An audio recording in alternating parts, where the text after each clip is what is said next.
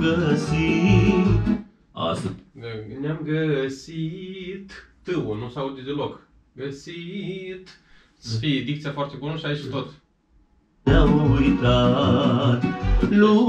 Ne-au uitat. Un pic să fie, un pic exagerate, că după aia pot să le moide. Dacă nu o să fie, nu am bine să le adaug, știi? T-urile astea finale să fie un pic mai pronunțate peste tot, da?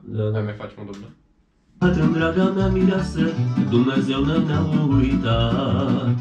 Și-am dorit, mi s-a împlinit în draga mea mireasă, fericirea ne-am găsit. Am dorit să duc un pic da. în draga mea mireasă, Dumnezeu ne-a uitat. Și-am dorit, mi s-a împlinit în draga mea mireasă, fericirea ne-am găsit. Astăzi noi ne-am cununat în draga mea mireasă, Dumnezeu nu ne-a uitat. Lume, lume, azi e nunta noastră.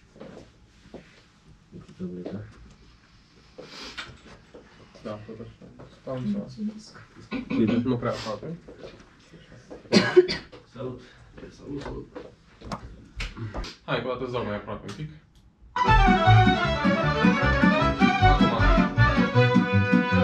Trandafir îmbobocit, mire dragă. Scuze, cu o dată.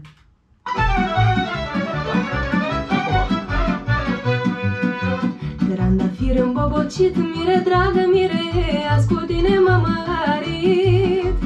Eu de mult am așteptat, mire dragă, mire, tu să fii al meu bărbat. Și-am dorit. Parcă nu prea aș vrea să o săturate și să... Nu, păi dacă n-ai cum, da, să nu fie un e de la pronunțat, între i și e. E deschis. Da.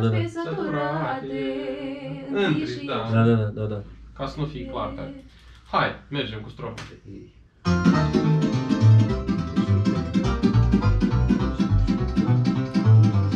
Bun găsit la fiecare lume, cu câte și o urare.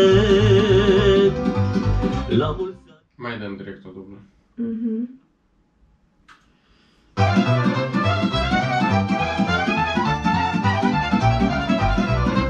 Să fii lume sănătoasă, lume, să ai tătișeli în